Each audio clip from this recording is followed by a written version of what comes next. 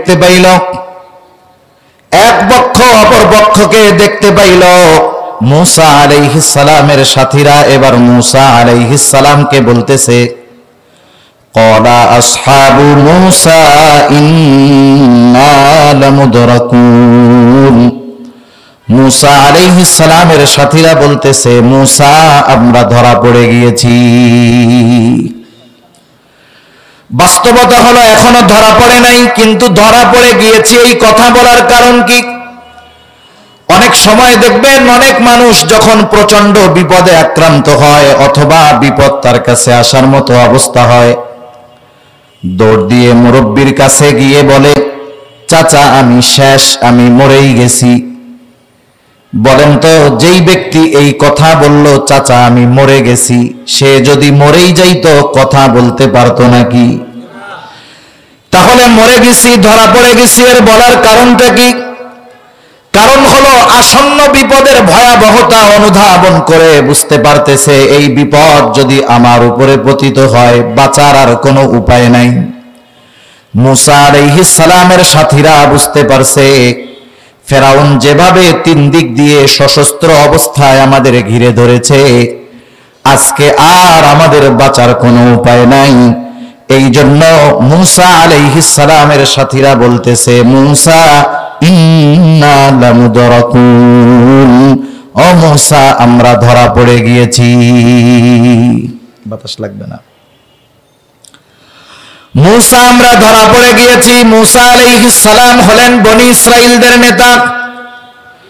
বাস্তবতা হলো প্রত্যেকটা নবী তার উম্মতের আসল নেতা। মুসলমান আমাদের প্রকৃত নেতা হলো মুহাম্মাদুর রাসূলুল্লাহ সাল্লাল্লাহু আলাইহি ওয়াসাল্লাম। তিনি হলেন আমাদের আসল নেতা। নেতার দায়িত্ব হলো তার অনুসারীরা যখন বিপদে পড়বে, মুসিবতে পড়বে, নেতার দায়িত্ব হলো তার অনুসারীদেরকে বিপদ আপদ মুসিবত থেকে বাঁচার রাস্তা দেখায়া দেওয়া। দেখেন না, কর্মী যখন ডাউন হয়ে যায়, নেতা এক গরম বক্তব্য দিয়া সবাইরা আবার চাঙ্গা বানায় ফেলে। দেখেন না, মূসা আলাইহিস সালাতু ওয়াস সালাম দাঁড়ায় গেছে। তিনি বনি ইসরাইলদের এই কথার জবাবে বলতেছে, ক্বালা কাল্লা ইন্না মাইয়া রাব্বী সায়াহদিন।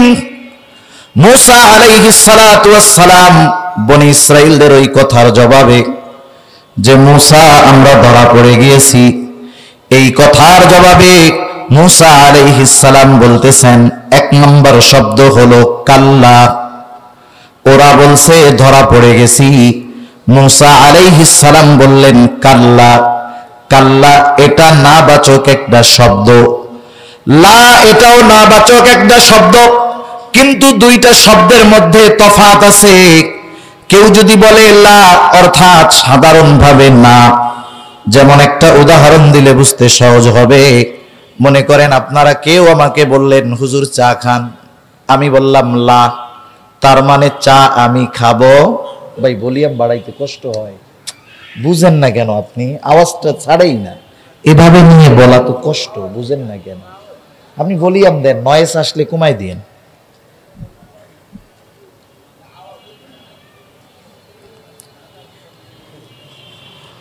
মূসা আলাইহিস সালাম লা বলেন নাই, তিনি বলেছেন কাল্লা। লা অর্থ না। কেউ যদি বলে হুজুর চা খান, আমি যদি বলি না, তার মানে এখন খাবো না। আর যদি বলে চা খান, আমি যদি বলি কাল্লা, কখনোই খাবো না।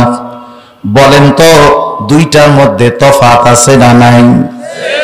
ওরা বলেছে মূসা ধরা পড়ে গিয়েছি। মূসা আলাইহিস সালাম বলেন নাই যে লা, বরং তিনি বলেছেন কাল্লা, কখনোই আমরা ধরা পড়ব না। এখনো পড়ব না, পরেও পড়ব না। তারা প্রশ্ন করতে পারতো মূসা ধরা যে পড়ব না এ কথা কেমনে বললেন? কারণ আমাদের কাছে কোনো অস্ত্র নাই, তিন দিক দিয়ে তারা ঘিরে ধরছে, একদিকে সমুদ্র, আমাদের তো মরা ছাড়া কোনো উপায় নাই, তাইলে ধরা পড়ব না কেমনে বললেন? মূসা আলাইহিস সালাম তারা এই প্রশ্ন করার আগে তিনি বললেন, তাদের সাথে যা থাকে থাক, ইন্না মাইয়া রব্বি, ধরা পড়ব না এর কারণ হলো আমার সাথে আমার রব আছে। রব যদি সাথে থাকে, দুনিয়ার সব যদি বিপক্ষে চলে যায়, কোনো ভয় নাই। যেহেতু ধরা পড়ব না, রব সাথে আছে, শুনে নাও, সায়াহদিন, তিনি আমাদেরকে এখনই পথ দেখায় দিবেন। আল্লাহ রাব্বুল আলামিন পথ দেখানোর ব্যবস্থা করে দিলেন। আল্লাহ তাআলা বলেন, ফাআওহাইনা ইলা মূসা আনিদরিব বিআসাকাল বাহর ফানফালাকা ফাকানা কুল্লু ফিরকিন কাত-তাউদিল আযীম। আল্লাহ তাআলা বলেন, আমি মূসা আলাইহিস সালামের কাছে ওহী প্রেরণ করলাম, আনিদরিব বিআসাকাল বাহর, আপনি আপনার হাতের লাঠিটা দিয়ে সাগরের উপরে আঘাত করেন। এখান থেকে একটা বিষয় আমাদের জানার দরকার। আমরা অনেক সময় অনেক ইতিহাসের বইতে পড়ি, ঘটনার বইতে পড়ি যে মূসা আলাইহিস সালামের পেছনে ধাওয়া করে ফেরাউন নীল নদের মধ্যে ডুবে পড়ে মরে গেছে। বাস্তবতা হলো নদী আর সাগরের মধ্যে তফাৎ আছে। অনুরূপভাবে আরবিতেও নাহরুন আর বাহরুনের মধ্যে পার্থক্য আছে।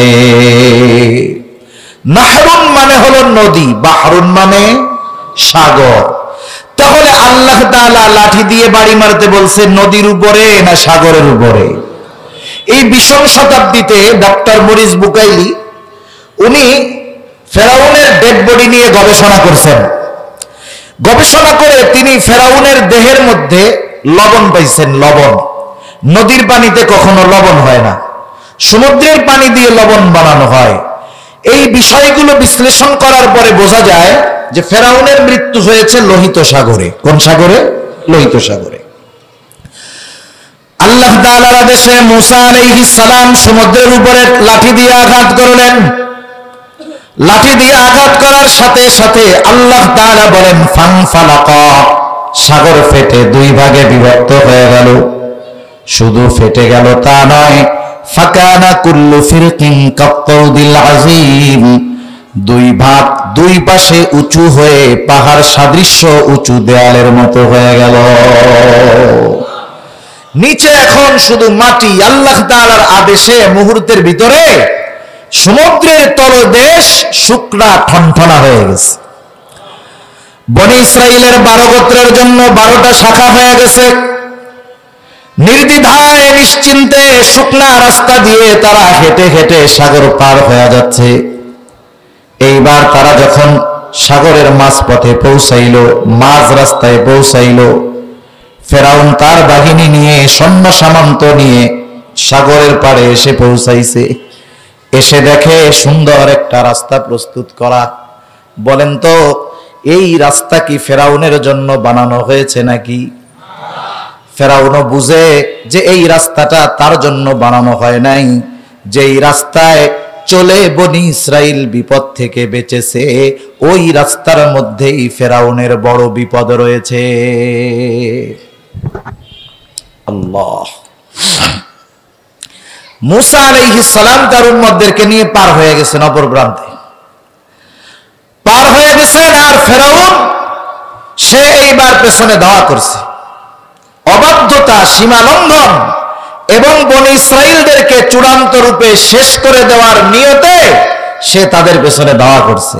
মানুষ যখন অবাধ্যতার চূড়ান্ত পর্যায়ে পৌঁছায় যায়, সে এমন কিছু কাজ করে যেই কাজের রিয়াকশন কি হতে পারে ওই মুহূর্তে সে কখনো চিন্তা করে না। ফেরাউনের অবস্থা ওই। এইবার ফেরাউন যখন রাস্তার মধ্যে নেমে গেছে সৈন্য সামন্ত নিয়ে, মূসা আলাইহিস সালাতু ওয়াস সালাম তার উম্মতদেরকে নিয়ে রাস্তা পাড়ি দিয়ে দরিয়া সাগরের অপর প্রান্তে পৌঁছায়া গেছেন। আর ফেরাউন তার সৈন্য সামন্ত নিয়ে মাঝ দরিয়ার মধ্যে পৌঁছাইছে। এইবার বলেন তো, যাদের জন্য রাস্তা বানানো হয়েছে, রাস্তা যখন তাদের ব্যবহারে শেষ, রাস্তার আর দরকার আছে নাকি? রাস্তার আর দরকার নাই। মাঝে মধ্যে দেখবেন মেইন রোডের মধ্যে যখন কাজ চলে, ব্রিজের কাজ চলে, কালভার্টের কাজ চলে, পাশ দিয়ে একটা পার্শ্ব রাস্তা বানানো হয় কি হয় না? বলেন তো, মূল রাস্তার ব্রিজ এবং কালভার্ট বানানো যদি শেষ হয়ে যায়, ওই পার্শ্ব রাস্তা যদি নষ্ট হয়ে যায়, এমপি সাহেবের কাছে গিয়ে কেউ যদি বলে, এমপি সাহেব ওই পার্শ্বের রাস্তাটা তো খারাপ হয়ে গেছে, কিছু বাজেট করেন রাস্তাটার কাজ করাই। বলেন তো, মূল রাস্তা ক্লিয়ার হয়ে যাওয়ার পর ওই পার্শ্ব রাস্তার জন্য কোনো বাজেট হবে নাকি? তাহলে রাস্তা যেই কাজের জন্য বানানো হয়েছে সেই কাজ শেষ, যাদের জন্য বানানো হয়েছে তাদের ব্যবহার শেষ, এখন আর রাস্তার দরকার নাই। আল্লাহ তাআলা পানিকে নির্দেশ দিলেন, তুমি আগের অবস্থায় ফিরে যাও, কারণ আল্লাহ তাআলা হলেন এমন এক মহাপরাক্রমশালী সত্তা, উনি যখন যা চান, যা ইচ্ছা করেন, শুধু বলেন হও, সাথে সাথে সেটা হয়ে যায়। আল্লাহ তাআলা আদেশ দেওয়ার সাথে সাথে দুই পাশ থেকে পাহাড় সদৃশ্য উঁচু দেয়ালের মতো পানি একসাথে ফেরাউন আর তার সৈন্য সামন্তর উপরে একসাথে পড়ছে। সুনামি দেখছেন না আপনারা? জাপানের সুনামির ভিডিও দেখেন নাই? 15 ফিট 20 ফিট উঁচু দিয়ে পানি আসছে, বড় বড় বিল্ডিং কচুরি পানার মতো ভাসায় নিয়ে চলে গেছে। আর ওই উপর থেকে যখন একসাথে পানি পড়ছে, একটাও নিচের থেকে উপরে আর আসতে পারে নাই, সব শেষ। আল্লাহ রাব্বুল আলামিন সেই অবস্থার কথা বর্ণনা করেন, وجاوزنا ببني إسرائيل البحر فأتبعهم فرعون بجنوده بغيا وعدوا حتى إذا أدركه الغرق قال آمنت أنه لا إله إلا الذي آمنت به বানু ইসরাঈল ওয়া আনা মিনাল মুসলিমিন। আল্লাহ তাআলা জানায় দেন, ফেরাউন যখন তাদের পেছনে ধাওয়া শুরু করলো, এইবার আল্লাহ তাআলার নির্দেশে যখন পানি একত্রে তাদের উপরে পড়লো, ফেরাউন যখন চুবনি খাওয়া শুরু হয়ে গেছে, সমুদ্রের তলদেশে সবগুলো শেষ, কিন্তু আল্লাহ তাআলা ফেরাউনকে এভাবে ছেড়ে দিবেন না। আল্লাহ তাআলা জিবরাইল আলাইহিস সালামকে পাঠিয়ে দিলেন। তাফসীরের মধ্যে আসছে, জিবরাইল আলাইহিস সালাতু ওয়াস সালাম ফেরাউনকে একেবারে সমুদ্রের তলদেশ থেকে এক টান দিয়া উপরে উঠায় নিয়ে আসছে। এইবার শুরু হয়ে গেছে চুবানি শুরু হয়ে গেছে। ফেরাউন বুঝতে পেরেছে এতকাল আল্লাহ তাআলা ছাড় দিয়েছেন, আজকে আর তিনি ছাড় দিবেন না, আজকে আমি ধরা পড়ে গিয়েছি। ফেরাউন বুঝতে পারছে কাজ শেষ, আর কোনো বাঁচার উপায় নাই। ফেরাউন এবার বুঝতে পারছে ঈমান আনলে হয়তো আমাকে আল্লাহ মাফ করতে পারে। সে ঈমান আনার ঘোষণা দিচ্ছে, আমানতু আন্নাহু লা ইলাহা ইল্লাল্লাযী আমানাত বিহি বানু ইসরাঈল। আমি ঈমান আনলাম আল্লাহ ছাড়া কোনো ইলাহ নাই, বনি ইসরাইল যার উপরে ঈমান এনেছে আমি তার উপরে ঈমান আনলাম। বলেন তো, ফেরাউনের উপরে যে চুবনি শুরু হয়েছে, এটা তার জন্য রহমত না আযাব? নিঃসন্দেহে আযাব, গজব। মনে রাখতে হবে, কোন কওম, কোন জাতির উপরে যখন গজব, তারা সকালবেলায় গোসল করে খাওয়া দাওয়া করে সর্বপ্রথম ইউনূস আলাইহিস সালাতু ওয়াস সালামের বাড়িতে যাইত। বাড়িতে গিয়া ইউনূস আলাইহিস সালামকে কষ্ট দিত, যাতনা দিত। এটা ছিল তাদের প্রতিদিনের কাজ। বছরের পর বছর তারা এরকম কাজ করছে। ইউনূস আলাইহিস সালাম কখনো দমে যান নাই। ইউনূস আলাইহিস সালাতু ওয়াস সালাম কখনো তাদেরকে ছেড়ে চলে যান নাই। এইবার যখন সকালবেলা গিয়ে দেখে পয়গম্বর ইউনূস আলাইহিস সালাম নাই, তাদের মধ্যে ভয় কাজ করা শুরু করছে। না জানি সত্যই আমাদের উপরে হয়তো গজব চলে আসতে পারে। তারা আশেপাশে সব এলাকায় হযরত ইউনূস আলাইহিস সালাতু ওয়াস সালামকে খোঁজ করাইলো, দেখে কোথাও ইউনূস আলাইহিস সালাম নাই। এবার তারা সকলে একত্রিত হয়ে চিন্তা করলো, ইউনূস তো আমাদের ছেড়ে কখনো যায় নাই, গজবের কথা বলছে, 3 দিনের টাইম দিয়েছে, আজকেই হলো শেষ দিন, হয়তো গজব সত্যই চলে আসবে। এইবার তারা পরামর্শ করে আল্লাহ তাআলার কাছে তওবা করলো, ঈমান আনলো। তাদের তওবা গজব আসার আগে হয়েছে। তাদের ঈমান আনা গজব আসার আগে হওয়ার কারণে আল্লাহ তাআলা তাদের তওবা কবুল করলেন, গজবকে উঠায় নিলেন। কিন্তু ফেরাউনের উপরে তো গজব চলে আসছে, এখন কি তওবা কবুল হবে? এখন তওবা কবুল হবে না। ফেরাউন বলতেছে, আমানতু আন্নাহু লা ইলাহা ইল্লাল্লাযী আমানাত বিহি বানু ইসরাঈল ওয়া আনা মিনাল মুসলিমিন। আমি তো মুসলমানদেরই একজন, কিন্তু আল্লাহ তাআলা জানায়া দিলেন এখন তোমার ঈমান কবুল হবে না। ইতিপূর্বে তুমি বহুত ফিতনা ফাসাদ করেছো, জুলুম অত্যাচার করেছো, বিশৃঙ্খলা সৃষ্টি করেছো। তোমার তওবা কবুল হবে না, তোমার ঈমান কবুল হবে না, তোমাকে মরতেই হবে। তবে শুনে নাও, আমি আল্লাহ তোমাকে মারার পরে তোমাকে নিঃশেষ করে দিব না, বরং তোমার এই দেহটাকে আমি তোমার মতো যারা তোমার পরে দুনিয়ায় আসবে তাদের জন্য সংরক্ষণ করব। আল্লাহ তাআলা বলেন, ফালইয়াউমা নুনাজ্জিকা বিবাদানিকা লিতাকুনা লিমান খালফাকা আয়া। আমি তোমার দেহকে সংরক্ষণ করব, লিতাকুনা লিমান খালফাকা আয়া, যাতে করে তোমার পরে যারা আসবে তুমি তাদের জন্য নিদর্শন হও। যে কথা বলা উদ্দেশ্য, দরিয়া সমুদ্রের অপর প্রান্তে দাঁড়ায়া বনি ইসরাইলেরা ফেরাউনের এই করুণ পরিণতি দেখছে, যে একটু আগে যার ভয়ে আমরা তটস্থ ছিলাম, যার হাতে মৃত্যুর প্রহর গুনতেছিলাম, আল্লাহ তাআলা তার হাত থেকে আমাদেরকে বাঁচাইলেন। সমুদ্রের মধ্যে রাস্তা বানায়া সমুদ্র পাড়ি দেওয়ার ব্যবস্থা করলেন। সাথে সাথে আমাদের চোখের সামনে দুশমনকেও নির্মূল করে দিলেন।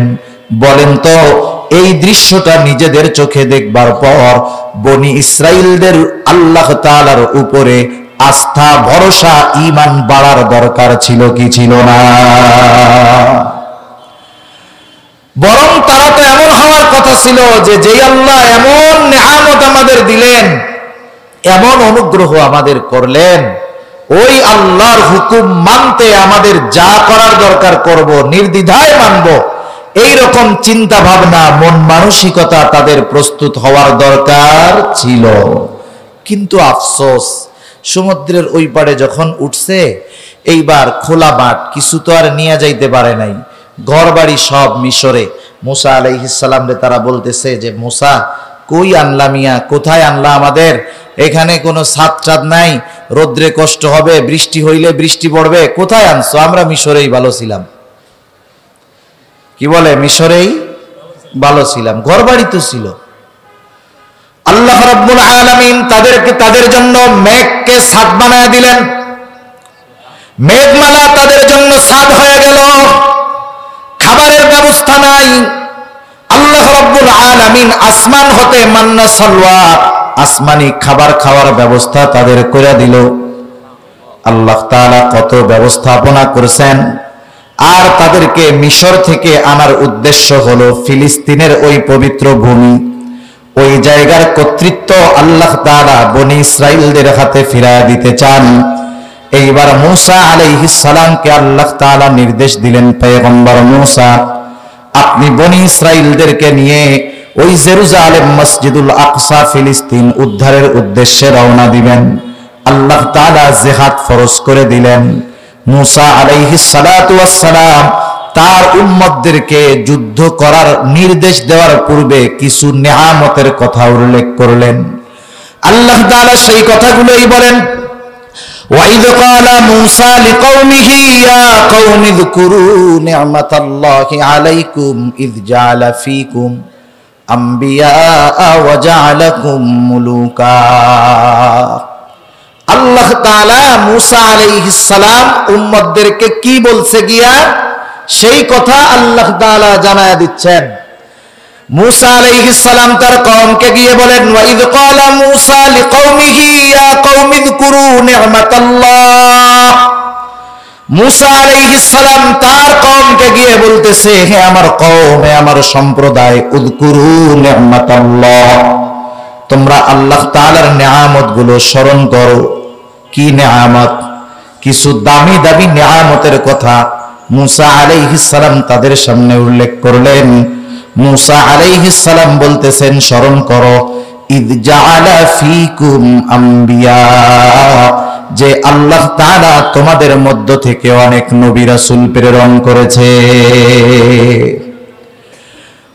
কারণ ইয়াকুব আলাইহিস সালামের পর থেকে নিয়ে মুসা আলাইহিস সালাম পর্যন্ত তথা ঈসা আলাইহিস সালাম পর্যন্ত যত নবী আসছে সব বনি ইসরাইলদের মধ্য থেকে আসছে। আর ইসমাঈল আলাইহিস সালামের পরে আর কোন নবী নাই, একেবারে শেষ নবী মুহাম্মদুর রাসূলুল্লাহ সাল্লাল্লাহু আলাইহি ওয়াসাল্লাম। বনি ইসমাঈলের নবী একজন, শেষ নবী। আর ঈসা আলাইহিস সালাম পর্যন্ত সব নবী বনি ইসরাইলের নবী। বলেন তো, কোন গোত্রে যদি 10 জন বিসিএস ক্যাডার থাকে, বড় অফিসার থাকে, সচিব থাকে কোন বংশে, সেই বংশের হেডাম অন্যরকম থাকে না? বলে, চিনেন আমরা কোন বংশের লোক? আমাদের বংশে 10 জন লোক আছে সচিব। দুনিয়ার এই মর্যাদা পায়া তারা কত খুশি হয়। আর যেই বংশের মধ্যে নবী আসছে, ধারাবাহিকতার ক্রমান্বয়ে বারবার নবীদের আগমন ঘটছে। নবীজি সাল্লাল্লাহু আলাইহি ওয়াসাল্লাম বলেন, বনি ইসরাইল কখনো নবী শূন্য থাকে নাই। একজন নবী মারা গেছে, আল্লাহ তাআলা তার স্থান আরেকজনকে দিয়ে পূর্ণ করেছেন। সুবহানাল্লাহ। এভাবে ধারাবাহিকতার ক্রমান্বয়ে আল্লাহ তাআলা তোমাদের বংশের মধ্যে নবী পাঠাইছেন, এটা বড় এক নিয়ামত। ওয়াজআলাকুম মুলুকা, তোমাদেরকে আল্লাহ তাআলা বাদশাহী দান করছেন। আল্লাহ রাব্বুল আলামিন বনি ইসরাইলদের মধ্য থেকে অনেককে বাদশাহী দান করেছেন। মুসা আলাইহিস সালামের পরে সুলাইমান আলাইহিস সালামকে আল্লাহ তাআলা এমন এক বাদশাহী দান করেছেন, গোটা দুনিয়ার বাদশাহী আল্লাহ তাআলা মুসা আলাইহিস সালামকে দান করেছেন। তিনিও আল্লাহ তাআলার কাছে দোয়া করেছেন, রব্বি হাবলি মুলকাল্লা ইয়ামবাগি লিআহাদিম মিন বাদি, আয় আল্লাহ আপনি আমাকে এমন এক রাজত্ব দান করেন, আমার পরে আর কাউকে এমন রাজত্ব দিবেন না। আল্লাহ তাআলা মুসা আলাইহিস সালামকে এইরকম এক রাজত্ব দান করেছেন সুলাইমান আলাইহিস সালামকে। সাথে সাথে মুসা আলাইহিস সালাম আরো বলতেছে, ওয়া আতাকুম মা লাম ইউতি আহাদাম মিনাল আলামিন, আল্লাহ তাআলা তোমাদেরকে এমন নিয়ামত দিয়েছে যা গোটা বিশ্ববাসীকে আল্লাহ তাআলা দেন নাই। এটা হলো মুসা আলাইহিস সালামের আগে যত নিয়ামত হইছে, এর পরের কথা নয়। ওই পর্যন্ত বনি ইসরাইলদেরকে আল্লাহ তাআলা এমন নিয়ামত দিয়েছিলেন, গোটা বিশ্ববাসীকে আল্লাহ তাআলা ওই নিয়ামত দেয় নাই। কিন্তু আমার আপনার নবীর চ্যাপ্টার ভিন্ন। মুসা আলাইহিস সালাম যখন ওই কথা বলছে, ওই সময় পর্যন্ত বনি ইসরাইলদেরকে আল্লাহ তাআলা যেই নিয়ামত দিয়েছে, এই রকম নিয়ামত আর কাউকে, গোটা দুনিয়ার কাউকে আল্লাহ তাআলা দেন নাই। এই কথা মুসা আলাইহিস সালাম বলতেছে বনি ইসরাইলদেরকে। বলার কারণ কি? এই যে ফেরাউনের কবল থেকে বাঁচাইলো এক নিয়ামত, বাদশাহী দিল নিয়ামত, ধারাবাহিকতার ক্রমান্বয়ে নবীদের আগমন ঘটছে, এটা একটা নিয়ামত। যেই আল্লাহ এত নিয়ামত দিলেন, সেই আল্লাহ তোমাদেরকে ফিলিস্তিনের কর্তৃত্ব দিতে চান একটা শর্তে, যে ফিলিস্তিনে তোমরা যুদ্ধ করবা, জিহাদ করবা, যারা আছে তাদের পরাজয় সুনিশ্চিত, তোমরা খালি যুদ্ধের ময়দানে নামবা। এই নির্দেশ আল্লাহ তাআলার পক্ষ থেকে আসছে। এটা জানানোর জন্য মুসা আলাইহিস সালাম বনি ইসরাইলদেরকে আগে নিয়ামতের কথা উল্লেখ করছেন। তাফসীরের মধ্যে আসছে, আল্লাহ তাআলা যখন যুদ্ধের নির্দেশ দিয়েছেন, মুসা আলাইহিস সালাম 12 গোত্র থেকে 12 জন প্রতিনিধিকে পাঠায় দিয়েছে, যাও দেখে আসো যে ফিলিস্তিনে যারা এখন রাজত্ব করতেছে এদের অবস্থা কি। তাফসীরের মধ্যে আসছে, আমালিকা গোত্র তখন জেরুজালেম শাসন করত, তারা ছিল বীর বাহাদুর এক জাতি। আর ওই ফিলিস্তিন সামদেশ ছিল সুজলা সুফলা শস্য শ্যামলা। ওই 12 জন গিয়া দেখে আসছে যে এলাকা তো সুন্দর, সবকিছু জমিন উর্বর, সবকিছুই সুন্দর, তবে ওইখানের পরিচালনার দায়িত্বে আছে শক্তিশালী এক জাতি। মুসা আলাইহিস সালাতু ওয়াস সালামের কাছে আইসা তারা এই কথাগুলো বলছে। আমার কষ্ট হইতেছে কথা বলতে, বুঝতে পারতেছেন হয়তো, এভাবে কথা বলা যায় না, বুক ব্যথা হয়ে যায়। আল্লাহু আকবার। একটু শুনেন, আমি শেষ করে দিব অল্প সময়ের মধ্যে। ওই 12 জন মুসা আলাইহিস সালামের কাছে আইসা রিপোর্ট পেশ করছে যে মুসা, অবস্থা তো এই, সবকিছু তো সুন্দর, কিন্তু ওইখানে এক শক্তিশালী গোত্র এরা রাজত্ব করতেছে। মুসা আলাইহিস সালাম বললেন, শোনো, ওই এলাকা যে সুন্দর, জমিন যে উর্বর, এটা তুমি ওদের বলবা, কিন্তু সাবধান, তোমরা কেউ তোমাদের গোত্রের কাছে গিয়ে ওই আমালিকা গোত্রের কথাটা তোমরা বলবা না। মুসা আলাইহিস সালামের এই নির্দেশ ওই 12 জন প্রতিনিধির 2 জন ছাড়া বাকি সবাই অমান্য করছে।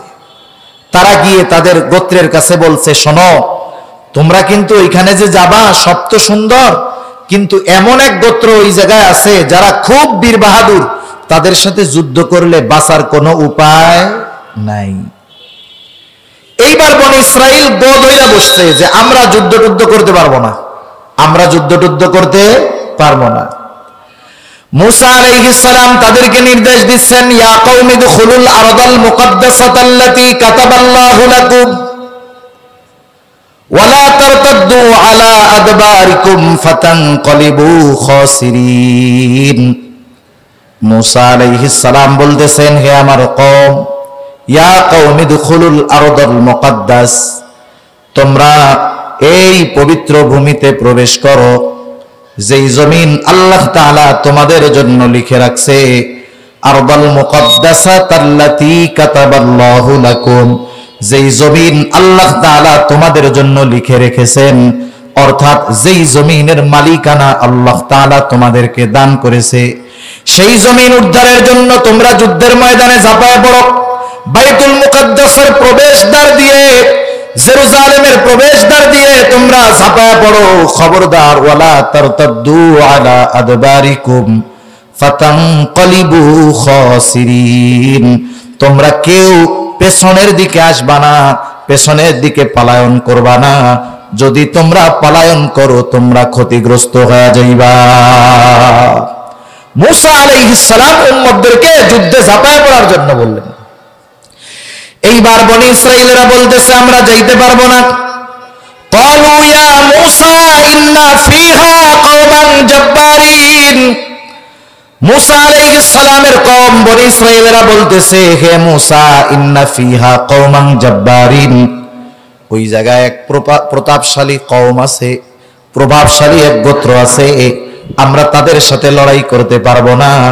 ওইখানে আমরা ততক্ষণ প্রবেশ করব না জেরুজালেম, ওইখানে ততক্ষণ আমরা যাব না যতক্ষণ ওই জাতি ওইখান থেকে বাহির হবে না। ওই আমালিকা গোত্র যতক্ষণ আছে আমরা ততক্ষণ ওখানে যাব না, ওরা যখন বের হবে তখন আমরা যাব। কিন্তু ওদেরকে বের করতে হইলে যুদ্ধ করতে হবে। কি করতে হবে? যুদ্ধ করতে হবে। এই যুদ্ধ কেমন দেখেন, আল্লাহ তাআলা আগের থেকে জয় হবে এ ব্যাপারে ঘোষণা দিয়ে রাখছেন। মুসা আলাইহিস সালাম এদেরকে বুঝাইতে বুঝাইতে ক্লান্ত হয়ে গেছেন, এরা কথা মানে না, শোনে না, এক অবস্থার উপরে অনড়। এইবার আল্লাহ তাআলার 2 বান্দা, নেককার 2 জন বান্দা, এরা বনি ইসরাইলদেরকে বোঝানো শুরু করছে। قال رجلان من الذين يخافون أنعم الله عليهم ادخلوا عليهم الباب فإذا دخلتموه فإنكم غالبون وعلى الله فتوكلوا إن كنتم مؤمنين। ওই 2 আল্লাহর বান্দা দাঁড়ায় বলতেছে, قال رجلان من الذين يخافون أنعم الله, আল্লাহ তাআলা যাদের উপরে অনুগ্রহ করেছিলেন তারা বলতেছে, আলাইহিম আদখুলু আলাইহিমুল বাব, তোমরা শুধু দরজা দিয়ে ঢুকো, তোমরা শুধু ঢুকবা। আল্লাহ তাআলা তাদের অন্তরে তোমাদের ভীতি সৃষ্টি করে দিয়ে আল্লাহ তাআলা তোমাদেরকে জয় দান করে দিবে। তোমরা শুধু দরজা দিয়ে ঢুকো, আর কিছু লাগবে না। কিন্তু তাদের অবস্থা হলো তারা তাদের অবস্থার উপরে অনড়। ফাইদা দাখালতুমুহু ফাইন্নাকুম গালিবুন, তোমরা যখন ওইখানে প্রবেশ করবা তোমরা বিজয়ী হয়ে যাবা, কারণ তোমাদের বিজয় যিনি লিখে রাখছেন তিনি কে? তবে শোনো, তোমরা যদি মুমিন হও, ওয়া আলাল্লাহি ফাতাওয়াক্কালু ইন কুনতুম মুমিনিন, তোমরা যদি মুমিন হও আল্লাহ তাআলার উপরে ভরসা করে দরজা দিয়ে প্রবেশ করো, তারা যত শক্তিশালী হোক না কেন তাদের বিরুদ্ধে আল্লাহ তাআলা তোমাদেরকে জয় দান করবে। এমন সুযোগ, শুধু ঢুকবা আর জয় হবা, ওই জমিনে তোমাদেরকে বাসস্থান দেওয়া হবে, তোমাদের ওই সুজলা সুফলা শস্য শ্যামলা ওই জমিন আল্লাহ তাআলা তোমাদের ফিরাইয়া দিবে, তোমরা খালি ঢুকো। কিন্তু তারা তাদের অবস্থার উপরে অনড়। তারা আবার বলতেছে, ক্বালু ইয়া মূসা ইন্না লান নাদখুলাহা আবাদাম মা দামু ফিহা ফাযহাব আনতা ওয়া রাব্বুকা ফাকাতিলা ইন্না হাহুনা কাঈদুন। তারা বলতেছে, মূসা, ও মূসা, ওরা যতক্ষণ এখানে অবস্থান করবে আমরা ততক্ষণ যাব না। ইন্না লান নাদখুলাহা আবাদাম মা দামু ফিহা, ওই আমালিকা গোত্র যতক্ষণ ওইখানে অবস্থান করবে আমরা কখনোই জেরুজালেমের দরজা দিয়ে ভিতরের দিকে ঢুকবো না, যুদ্ধ করব না। যুদ্ধ যদি করতে হয় ফাযহাব আনতা ওয়া রাব্বুকা ফাকাতিলা ইন্না হাহুনা কাঈদুন, তাহলে মূসা তুমি আর তোমার রব দুইজনে মিলে তাদের সাথে যুদ্ধ করো, আমরা যুদ্ধ করতে পারবো না, আমরা এইখানে বৈশা থাকলাম। চিন্তা করেন কেমন অবাধ্য জাতি। আল্লাহ তাআলা আসমানি খাবার খাওয়াইছে, বসবাসের ব্যবস্থা করে দিয়েছে, ফেরাউনের জুলুম থেকে তাদেরকে নিষ্কৃতি দেওয়াইছে, এরপরেও আল্লাহ তাআলা যুদ্ধে জয়ী হবার ঘোষণা দিয়েছে, শুধু বলছে দরজা দিয়ে ঢুকো আর জয় তোমাদের সুনিশ্চিত। ওরা তো ঢুকেই নাই, বরং আল্লাহর নবী মূসা আলাইহিস সালামকে বলতেছে যে তুমি আর তোমার রব গিয়ে যুদ্ধ করো, আমরা এখানে বসলাম। কেমন অবাধ্য জাতি, কেমন অকৃতজ্ঞ জাতি, চিন্তা করে দেখেন। শুধু তাই না, এ জাতি হলো সে জাতি যারা আল্লাহ তাআলাকে অপবাদ দেয়। কাকে অপবাদ দেয়? আল্লাহকে অপবাদ দেয়।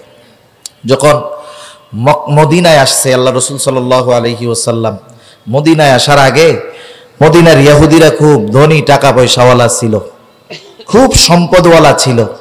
মদিনায় নবীজি সাল্লাল্লাহু আলাইহি ওয়াসাল্লামের আগমন করছে, ইহুদিরা অবাধ্য হয়েছে, নবীজির বিরোধিতা করছে। এইবার আল্লাহ তাআলা আস্তে আস্তে তাদেরকে ডাউন বানায়া দিয়েছে, সম্পদে কমে গেছে, টাকা পয়সা কমে গেছে।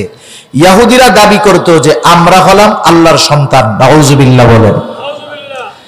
ওরা দাবি করতো আমরা আল্লাহর সন্তান, এজন্য আমাদের টাকা পয়সা অনেক। কিন্তু যখন ওদের সম্পদ কমে গেছে ওরা আল্লাহকে দোষারোপ করতেছে। কি বলতেছে? ওয়াকালাতিল ইয়াহুদু ইয়াদুল্লাহি মাগলুলাহ গুল্লাত আইদিহিম ওয়া লুইনু বিমা ক্বালু। তারা আল্লাহ তাআলাকে বলতেছে আল্লাহ তাআলা রিক্ত হস্ত হয়ে গেছে, মানে আল্লাহ গরিব হয়ে গেছে। নাউজুবিল্লাহ বলেন। আল্লাহ তাআলাকে অপবাদ দিচ্ছে। আল্লাহ রাব্বুল আলামিন বলেন ওয়াকালাতিল ইয়াহুদু ইয়াদুল্লাহি মাগলুলা গুল্লাত আইদিহিম ওয়া লুইনু বিমা ক্বালু। তারা বলে আল্লাহ তাআলার দুই হাত শূন্য হয়ে গেছে, আর আল্লাহ তাআলা বলেন এই কথা বলার জন্য তাদের উপরে আমি আল্লাহ তাআলার লানত। আরো অনেক কারণ আছে তাদের উপরে লানত হওয়ার, অভিশপ্ত জাতি হওয়ার। তা চিন্তা করেন কেমন এক অবাধ্য জাতি যে তারা নবীকে বলে যে আপনি আর আপনার আল্লাহ গিয়ে যুদ্ধ করেন, আমরা এখানে বসলাম। আহা, আল্লাহ তাআলা আখিরি জামানার পয়গম্বরের উম্মত দিয়েছিলেন কেমন, সেই নবীর সাহাবী সাথীরা কেমন ছিল, আর মূসা আলাইহিস সালামের সাথীরা কেমন। যখন বদরের যুদ্ধ হবে, বদরের যুদ্ধের ইতিহাস লম্বা ইতিহাস। বদরের যুদ্ধের অবস্থা ছিল যখন আবু সুফিয়ান তার বাণিজ্যিক কাফেলা নিয়ে নিরাপদে পৌঁছায় গেছে। আবু জেহেলকে বলছে, আবু জেহেল, যেহেতু আমাদের জানমাল নিরাপদ, তুমি যাদেরকে নিয়ে আসছো তাদেরকে নিয়ে ফিরে যাও, মক্কায় চলে আসো। আবু জেহেল চিন্তা করলো, শক্তি সামান্ত নিয়ে আসছি, সৈন্য নিয়ে আসছি, সামরাস্ত্র নিয়ে আসছি, মুসলমানেরা হিজরত করেছে 2 বছর মাত্র হয়েছে, এখন তো ওদের শক্তি টক্তি নাই, লোকবল নাই, অস্ত্রের বল নাই, এই চান্সে যদি তাদের সাথে যুদ্ধ করা যায় তাহলে মুসলমানদেরকে চিরতরে শেষ করে দেওয়া যাবে, মুলুকপাটন করে দেওয়া যাবে। এই আশায় আবু জেহেল যুদ্ধ না করে ফিরবেই না। নবীজি যখন জানতে পারছেন ওরা যুদ্ধ করবেই করবে, নবীজি তো ওই রকম বড় যুদ্ধের প্রস্তুতি নিয়ে যান নাই। এখন যারা উপস্থিত তাদের সাথে পরামর্শ করতেছে, এর মধ্যে মুহাজির ছিল অল্প, মুহাজিরদের সাথে পরামর্শ। তারা বলে, ইয়া রাসূলুল্লাহ, আমরা আপনার জন্য আসছি, আপনার সাথে আসছি, দ্বীনের জন্য আসছি, আপনি যা বলবেন আমরা তাই করব। সংখ্যায় বেশি ছিল আনসারেরা। নবীজি চিন্তিত হয়ে গেলেন যে না জানি আনসারেরা যুদ্ধ করার ব্যাপারে অস্বীকৃতি জ্ঞাপন করে। যখন আনসার সাহাবীদের কাছে নবীজি পরামর্শ চাইলেন, এইবার সাদ ইবনে মুআজ রাদিয়াল্লাহু তাআলা আনহু বলতেছেন, ইয়া রাসূলুল্লাহ, আপনি আমাদের পরামর্শ চান, আপনি শুনে রাখেন ইয়া রাসূলুল্লাহ, আপনি যদি আমাদের সবাইকে সমুদ্রের তীরে দাঁড় করায়া দেন আর আপনি যদি নির্দেশ দেন সকলকে ওই সমুদ্রের বুকে ঝাঁপায় পড়ার জন্য, আপনি তাকায় দেখবেন একজন লোকও তীরে দাঁড়ায় থাকবে না, সকলে আপনার নির্দেশে ওই সমুদ্রের মধ্যে ঝাঁপায় পড়বে। আপনি আমাদের দ্বারা এমন কিছু দেখবেন যাতে আপনার চক্ষু শীতল হয়ে যাবে। এই ছিল আমার আপনার নবীর সাহাবী, আর ওই ছিল মুসা আলাইহিস সালামের সাহাবী। জয়ের সুসংবাদ আল্লাহ তাআলার পক্ষ থেকে আসার পরেও এরা যুদ্ধ করতে রাজি হয় নাই। আর সাহাবায়ে কেরাম প্রচন্ড গরমের মধ্যে রোজা রেখে সাহাবায়ে কেরাম গড়ে নিরস্ত্র অবস্থায় 1000 সশস্ত্র কাফেরের বিরুদ্ধে যুদ্ধ করতে তারা পিছপা হয় নাই। ঠিক কিনা বলুন? এই ছিল আমার আপনার নবীর সাহাবী। তারা নবীজির কথা মানার জন্য তৈরি থাকতো, জীবন দেওয়ার জন্য তৈরি থাকতো। মুসা আলাইহিস সালাম যখন বললেন যে যুদ্ধের জন্য চলো, তারা বলে তুমি আর তোমার রব গিয়ে যুদ্ধ করো, ইন্না হাহুনা কাঈদুন, আমরা এখানে বসলাম। ওই জাতি যতক্ষণ বাইতুল মুকাদ্দাসে আছে ততক্ষণ আমরা ঢুকবো না। মুসা আলাইহিস সালাম কষ্ট পাইলেন, উম্মতদের এমন আচরণে তিনি কষ্ট পেয়ে গেলেন। এইবার মুসা আলাইহিস সালাম আল্লাহ তাআলার কাছে বলতেছেন, ক্বালা রাব্বি ইন্নী লা আমলিকু ইল্লা নাফসি ওয়া আখি ফাফরুক বাইনানা ওয়া বাইনাল কওমিল ফাসিকিন। মুসা আলাইহিস সালাম বলতেছে, রব, আমার নিজের উপরে আর আমার ভাই হারুনের উপরে ছাড়া আমার আর কারো উপরে নিয়ন্ত্রণ নাই, আমার আর কারো উপরে নিয়ন্ত্রণ নাই। মুফাসসিরিন ইকরাম বলেন, ওই যে 2 জন ব্যক্তি যারা বনি ইসরাইলদেরকে দাঁড়ায়া যুদ্ধের জন্য সুপারিশ করেছিল, এই 2 জনও এর মধ্যে শামিল। তার মানে মুসা আলাইহিস সালাম বলতেছেন, এই কয়জন ছাড়া আর কারো উপরে আমার নিয়ন্ত্রণ নাই, তারা আমার কথা শোনে না, মানে না। ফাফরুক বাইনানা ওয়া বাইনাল কওমিল ফাসিকিন, আল্লাহ আপনি তাদের থেকে তথা এই ফাসিক সম্প্রদায় থেকে আমাকে আপনি পৃথক করে দেন, এদের সাথে আমার সম্পর্কের নিষ্পত্তি ঘটায় দেন, এদের দ্বারা আমার আর হবে না, এরা আমার কথা কিছুই মানে না। এই যে নবীর আদেশ অমান্য করছে, আল্লাহ তাআলার নাফরমানি করছে, আল্লাহ তাআলা এজন্য তাদেরকে একটা শাস্তি দিলেন। কি শাস্তি? আল্লাহ তাআলা বলেন, ক্বালা ফাইন্নাহা মুহাররামাতুন আলাইহিম 40 সানাহ ইয়াতিহুনা ফিল আরদি ফালা তাসা আলাল কওমিল ফাসিকিন। আল্লাহ তাআলা 40 বছর তাদের জন্য ওই ভূমিকে হারাম করে দিলেন। দরজা দিয়ে ঢুকলে যেই বাইতুল মুকাদ্দাস তাদের অধীনে চলে আসতো, আদেশ অমান্য করার কারণে আল্লাহ তাআলা 40 বছর বিলম্ব করায়া দিলেন। ওই 30 প্রান্তরে 40 বছর তারা এক জায়গায় ঘুরছে। শুধু তাই না, প্রত্যেকটা সময় তারা মুসা আলাইহিস সালামকে বলতো, মুসা, আমরা মিশরেই ভালো ছিলাম, যুদ্ধ টুদ্ধ তো করা লাগতো না, এই জন্য তারা প্রতিদিন সকাল বেলায় মিশরের উদ্দেশ্যে রওনা দিত, সন্ধ্যা পর্যন্ত পথ চইলা দেখতো, সকালে যেই জায়গা থেকে রওনা দিয়েছে সন্ধ্যার সময় আবার সেই জায়গায় এসে হাজির। এভাবে আল্লাহ ঘুরাইছেন কত বছর? 40 বছর। এর মধ্যে হযরত মূসা আলাইহিস সালাম, হারুন আলাইহিস সালামের ইন্তেকাল হয়ে গেছে। 40 বছর পর ইউশা ইবনে নুনের নেতৃত্বে বনি ইসরাইলদেরকে 40 বছর শাস্তি দিয়া বিলম্ব করায়া আল্লাহ সুবহানাহু ওয়া তাআলা তাদের হাতে এই জেরুজালেমের কর্তৃত্ব, ফিলিস্তিনের কর্তৃত্ব আল্লাহ তাআলা তুলে দিয়েছেন। এরপরে দীর্ঘকাল তারা সেখানে থাকছে। সুলাইমান আলাইহিস সালাতু ওয়াস সালামের পরে আস্তে আস্তে তারা আবার অবাধ্য হতে শুরু করেছে। এক সময় সারা দুনিয়ায় তারা বিতাড়িত হয়েছে। ওই পবিত্র ভূমি থেকে তাদেরকে বের করে দেওয়া হয়েছে, কারণ তারা ওই পবিত্র ভূমির পবিত্রতা রক্ষা করতে পারে নাই। এই পবিত্র ভূমির নেতৃত্ব উম্মতে মুহাম্মাদির হাতে চলেছে, দীর্ঘকাল ব্যাপী তাদের হাতে থাকছে। এক সময় ক্রুসেডারদের হাতে ছিল সুলতান সালাউদ্দিন আইয়ুবী রাহমাতুল্লাহি আলাইহি। এরপরে ক্রুসেডারদের হাত থেকে জেরুজালেমকে উদ্ধার করার পরে দীর্ঘকাল ব্যাপী 1967 পর্যন্ত পূর্ণ নিয়ন্ত্রণ মুসলমানদের হাতে ছিল। আফসোস, আরব জাতির মুনাফিকির কারণে আজকে ওই জেরুজালেম পবিত্র ভূমির নিয়ন্ত্রণ আজকে আবারও ইহুদিদের হাতে গেছে। ঠিক কিনা বলেন? যতটুকু গেছে এরা চায় পূর্ণ নিয়ন্ত্রণে আনতে। অর্থাৎ এখন তো কোনো মতে মুসলমানেরা, ওই এলাকার মুসলমানেরা ঢুকতে পারে, ওরা চায় এটা পরিপূর্ণ তাদের অধীনে থাকবে। এ কথাগুলো বলতে গেলে অন্যদিকে চলে যাবে লম্বা ইতিহাস। সর্বোপরি কথা হলো, এই বনি ইসরাইল এরা অকৃতজ্ঞ জাতি, আল্লাহ তাআলার অভিশপ্ত প্রাপ্ত এক জাতি। এ জাতি অবাধ্য জাতি, এ জাতি সীমা লঙ্ঘনকারী জাতি।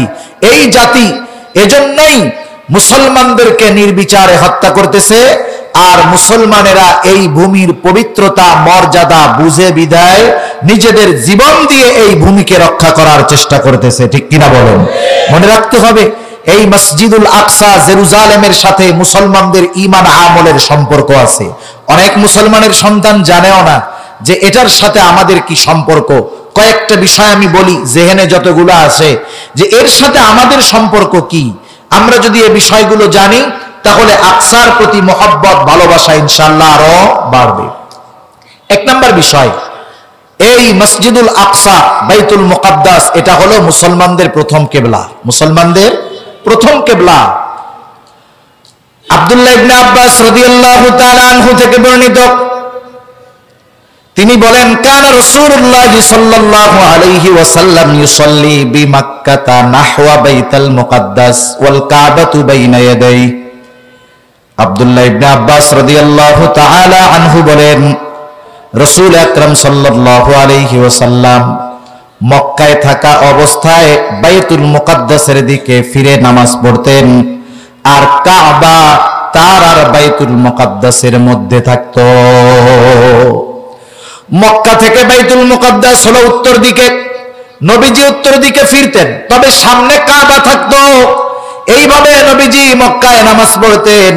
বাদামা হাজারা ইলাল মাদিনা 16 শাহরা, নবীজি যখন হিজরত করে মদিনায় গেলেন 16 মাস নবীজি ওইখানে বাইতুল মুকাদ্দাসের দিকে ফিরে নামাজ পড়লেন। কারণ মক্কায় উত্তর দিকে ফিরলে সামনে কাবা থাকতো, এরপরে বাইতুল মুকাদ্দাস। কিন্তু নবীজি যখন মদিনায় গেলেন, মদিনা থেকে আরো উত্তরে হলো বাইতুল মুকাদ্দাস। তার মানে মদিনা থেকে যখন নবীজি বাইতুল মুকাদ্দাসের দিকে ফিরে নামাজ পড়তেন, কাবা নবীজির পেছনের দিকে পড়ে যাইত। কাবা পড়তো পেছনে, বাইতুল মুকাদ্দাস সামনে। রাসূল আকরাম সাল্লাল্লাহু আলাইহি ওয়াসাল্লামের মনে তামান্না, কাবা যদি মুসলমানদের জন্য কিবলা হইতো কত ভালো হইতো। রাসূলুল্লাহ সাল্লাল্লাহু আলাইহি ওয়াসাল্লাম নামাজ পড়তেছেন, মনের মধ্যে তামান্না, কাবা যদি মুসলমানদের কিবলা হইতো তাহলে কতই না ভালো হতো। আল্লাহ তাআলার কাছে এই তামান্না মনে নামাজ পড়তেছেন নবী। বারবার আকাশের দিকে তাকাইতেছেন। কেন তাকান? অন্তরে কি কথা? দুনিয়ার কেউ জানুক আর না জানুক, বুঝুক আর না বুঝুক, যিনি জানেন যিনি বোঝেন তিনি কে? আল্লাহ তাআলা বলেন, قد نرى تقلب وجهك في السماء فلنولينك قبلة ترضاها فول وجهك شطر المسجد الحرام। আল্লাহ তাআলা জানায় দেন, হাবিব কেন আপনি বারবার আকাশের দিকে তাকান? আপনার রব কিন্তু জানে। আল্লাহ তাআলা বলেন, ফালানুওয়াল্লিয়ান্নাকা কিবলাতান তারদাহা। কি আজীব এক কথা! আল্লাহ তাআলা বলেন, হাবিব আমি আপনার সন্তুষ্টির জন্য আপনার কিবলাকে আমি পরিবর্তন করে দিব। আপনার মনের আশা যে কাবা যদি কিবলা হয় ভালো হয়, আমি আপনি যেন সন্তুষ্ট হন এই জন্য কিবলা পরিবর্তন করে দিব। নামাজ হইছে 2 রাকাত, 4 রাকাতের কয় রাকাত হইছে? 2 রাকাত। আল্লাহ তাআলা বলে আর দেরি করার দরকার নাই, ফাওয়াল্লি ওয়াজহাকা শাতরাল মসজিদিল হারাম। আপনি এখনই আপনার চেহারাটা মসজিদুল হারামের দিকে ঘুরায় নেন। সুবহানাল্লাহ। সেজন্য এটা হলো মুসলমানদের প্রথম কিবলা, এটা হলো পৃথিবীর দ্বিতীয় মসজিদ। রাসূলুল্লাহ সাল্লাল্লাহু আলাইহি ওয়াসাল্লামকে জিজ্ঞাসা করা হলো, পৃথিবীর মধ্যে প্রথম মসজিদ কোনটা? নবীজি বললেন মসজিদুল হারাম। ইব্রাহিম আলাইহিস সালাম সর্বশেষ, ইব্রাহিম আলাইহিস সালাম মসজিদুল হারামের সংস্কার করেছেন। প্রশ্ন করা হলো, ইয়া রাসূলুল্লাহ সুম্মা আইয়ুন, এরপরে কোনটা? নবীজি বললেন আল মসজিদুল আকসা, এরপরে হলো মসজিদুল আকসা। কাম কানা বাইনাহুমা, এই দুইটার মধ্যে পার্থক্য কত বছর? নবীজি জানায় দেন, ইব্রাহিম আলাইহিস সালাম কাবা সংস্কার করার 40 বছর পর এই মসজিদুল আকসা তিনি প্রতিষ্ঠা করেছেন। সুলাইমান আলাইহিস সালাম এটাকে সংস্কার করছে, কিন্তু এই মসজিদ ইব্রাহিম আলাইহিস সালাম প্রতিষ্ঠা করেছেন। এটা পৃথিবীর দ্বিতীয় মসজিদ।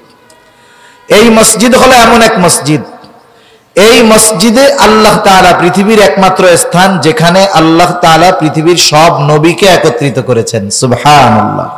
শুধু তাই না, সব নবীর উপস্থিতিতে আমার আপনার নবী সব নবীর ইমাম হয়ে 2 রাকাত নামাজ পড়ায়ছেন। এটা একমাত্র মসজিদ। এই মসজিদের জন্য সফর করা যায়। শাহজালালের মাজার দেখতে গেলে সওয়াব হয় না, গুনাহ হয়। আরো কতজন নামাজ কালাম পড়ে না? হায় হায়, একটু আগে ফজরের নামাজ গেছে, জোহরের নামাজ গেছে, পড়ে না। একেবারে ওযু টুজু নাই, 2 রাকাত নামাজ পড়ে দরগায় গিয়া, মনে করে কি ফজিলত। ওই নামাজ পড়া ইমানদার হওয়া যায় না, অনেক সময় ইমান হারা হতে হয়। ঠিক কিনা বলেন? বাগেরহাটে 60 গম্বুজে গিয়া নামাজ পড়লে আলাদা ফজিলত নাই, ফজিলত মনে করে গেলে গুনাহ হবে। 201 গম্বুজ মসজিদে গিয়া জুমা পড়লে আলাদা ফজিলত নাই, ফজিলত মনে করে গেলে গুনাহ হবে। পৃথিবীর 3 মসজিদে ফজিলতের আশায় সফর করা যায়। এর মধ্যে একটা হলো মসজিদুল আকসা, আর 2টা হলো 2 হারমাইন, মসজিদে নববী আর মসজিদুল হারাম। তা এই বৈশিষ্ট্য সম্পন্ন এক মসজিদ, এটার সাথে মুসলমানদের অন্তরের সম্পর্ক। এখান থেকেই রাসূলুল্লাহ সাল্লাল্লাহু আলাইহি ওয়াসাল্লামের মেহরাজের সূচনা হয়েছে। এখন ইহুদি জাতির মূল টার্গেট হলো এই মসজিদকে পূর্ণ নিয়ন্ত্রণে নিয়ে গোটা ফিলিস্তিনের মুসলমানদেরকে তাদের আয়ত্তে এনে অথবা নিশ্চিহ্ন করে দিয়ে এই মসজিদে আকসার মূল অবকাঠামোকে ভেঙে 3rd টেম্পল নির্মাণ করা, এটা হলো তাদের উদ্দেশ্য। মনে রাখতে হবে, এই উদ্দেশ্যের যত কাছাকাছি যাবে ইহুদিদের পতন তত ত্বরান্বিত হবে। ঠিক কিনা বলেন? আল্লাহর রাসূলের ভবিষ্যৎবাণী। সেজন্য আমরা তো অনেক দূরে অবস্থান করি। এই জালেম ইহুদিরা মুসলমানদেরকে কিভাবে অত্যাচার জুলুম নিপীড়ন করতেছে, আমাদের মন চাইলেও আমরা কিছু করতে পারতেছি না। দোয়া ছাড়া আমাদের আসলে করার কোনো উপায় নাই। তবে দোয়াটাও যদি না করি, কিয়ামতেও জবাব দেওয়ার কোনো উপায় থাকবে না। হাজার হাজার শিশুদেরকে তারা হত্যা করছে, 4000-এর উপরে নিরপরাধ শিশুদেরকে তারা হত্যা করেছে। এই অভিশপ্ত জাতি, যেই জাতি নবী হত্যা করতে পারে, সেই জাতি নবীর উম্মত হত্যা করতে তাদের হাত কাঁপবে না। ওরা ইয়াহইয়া আলাইহিস সালামকে হত্যা করেছে, ওরা জাকারিয়া আলাইহিস সালামকে হত্যা করেছে, ওরা ঈসা আলাইহিস সালামকে হত্যার অপচেষ্টা চালিয়েছে, এরা মারিয়াম আলাইহিস সালামকে অপবাদ দিয়েছে। এরা এমন এক জাতি যে এরা আল্লাহ তাআলাকে অপবাদ দিতে ছাড়ে নাই। এই অভিশপ্ত জাতি আমাদের মুসলমান ভাইদের উপরে জুলুম অত্যাচার করতেছে। 1000 মাইল দূর থেকে কমপক্ষে চোখের পানি ফেলে তাদের জন্য সহযোগিতা করা যাবে না ইনশাআল্লাহ? আরে আমরা দোয়া করলে ওই ছোট ছোট অস্ত্র বড় বড় ট্যাঙ্ক ধ্বংস করার জন্য যথেষ্ট হয়ে যাবে। পৃথিবীর সর্বাধুনিক সমরাস্ত্র ব্যবহার করে ইসরায়েল। তাদের যেই ট্যাঙ্কগুলো দিয়ে তারা গাজায় অভিযানে নেমেছে, একটা ট্যাঙ্কের মিনিমাম দাম হলো $3.5 মিলিয়ন। 1 মিলিয়ন হলো 10 লক্ষ, তার মানে $35 লক্ষ একটা ট্যাঙ্কের দাম। বাংলাদেশের টাকায় কত হবে? 35 লক্ষরে গুণ দিবেন $1 যেই কয় টাকা সেই কয় টাকা দিয়ে হিসাব করে দেখবেন কত টাকা হয়। এই এত দামি ডলার যেগুলো কোনো ক্ষেপণাস্ত্র মেরে নষ্ট করা যায় না, অথচ দেখা যাচ্ছে এই হামাসের মুসলমান মুজাহিদেরা $500-1000 খরচ হয়েছে ছোট একটা ক্ষেপণাস্ত্র দিয়ে ওই দামি বুলেট প্রুফ কামান প্রুফ ওই ট্যাঙ্কগুলোকে মুহূর্তের মধ্যে উড়াইয়া দিচ্ছে। ঠিক কিনা বলেন? মনে রাখতে হবে, অস্ত্রের বল সব সময় কাজ করে না। দোয়া যদি থাকে দুর্বল অস্ত্র সবল হয়ে যায়। বদরের যুদ্ধে যখন 313 জন সাহাবী যুদ্ধ করছে, ঐতিহাসিকেরা লিখেন 100টা তলোয়ারও ছিল না। ঘোড়া তো বহুদূর, লৌহ বর্ম বহুদূর, 100টা তলোয়ার ছিল তাদের হাতে। কারো হাতে খেজুরের ডাল, কারো 2 হাতে 2টা পাথর। রাসূল আকরাম সাল্লাল্লাহু আলাইহি ওয়াসাল্লাম ময়দানে সাহাবা একরাম যুদ্ধ করতেছে, নবীজি কান্না করতেছে। কান্নার পরিমাণ এত বেশি ছিল, আবু বকর সিদ্দিক রাদিয়াল্লাহু তাআলা আনহু বলতেছে, ইয়া রাসূলুল্লাহ আপনি থামেন, যথেষ্ট হইছে, আল্লাহ তাআলা আমাদেরকেই বিজয় দান করবে। সুবহানাল্লাহ। ওই দিক দিয়ে অস্ত্রের লড়াই চলেছে, এদিক দিয়ে নবীজি অশ্রু প্রবাহিত করেছেন। সেজন্য আল্লাহর রাস্তায় জিহাদ ফি সাবিলিল্লাহ জয়ী হতে হলে অস্ত্রের সাথে অশ্রুরও দরকার হয়। ঠিক কিনা বলেন? আমাদের ভাইয়েরা অস্ত্র দিয়ে লড়াই করতেছে, আর তাদের ওই ছোট অস্ত্রকে জানি বড় কইরা আল্লাহ তাআলা পাঠান। এজন্য আমরা অশ্রু দিয়ে দোয়া করব। করা যাবে না ইনশাআল্লাহ? আরে আব্রাহা হাতির বাহিনী নিয়ে আসছে, আল্লাহ তাআলা যাকে যাকে পাখি পাঠাইছেন, একেবারে ক্ষুদ্র ক্ষুদ্র পাখি, ঠোঁটের মধ্যে ছোট্ট একটা পাথর, 2 পায়ের মধ্যে ছোট্ট ছোট্ট 2টা কঙ্কর। হায় হায়, ওই ছোট পাথর যখন পড়ছে আব্রাহার ওই বিশাল বাহিনীর যার গায়ে পড়ছে ময়দানের মধ্যেই শেষ। সুবহানাল্লাহ বলেন। তাহলে আল্লাহ তাআলা দোয়ার বরকতে, অশ্রুর বদৌলতে ছোট দুর্বল অস্ত্রকে শক্তিশালী বানায়া দিতে পারেন কি পারেন না? পারেন।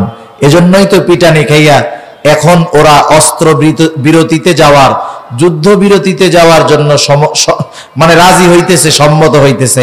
আজকের খবরে দেখলাম নেতানিয়াহু বলতেছে আমার গাজা দখল করারও ইচ্ছা নাই, শাসন করারও ইচ্ছা নাই। এটা কোন কথার পরে বলছে বুঝতে পারছেন? সাইজ হওয়ার পরে বুঝতে পারছে যে সম্ভব না এদের সাথে।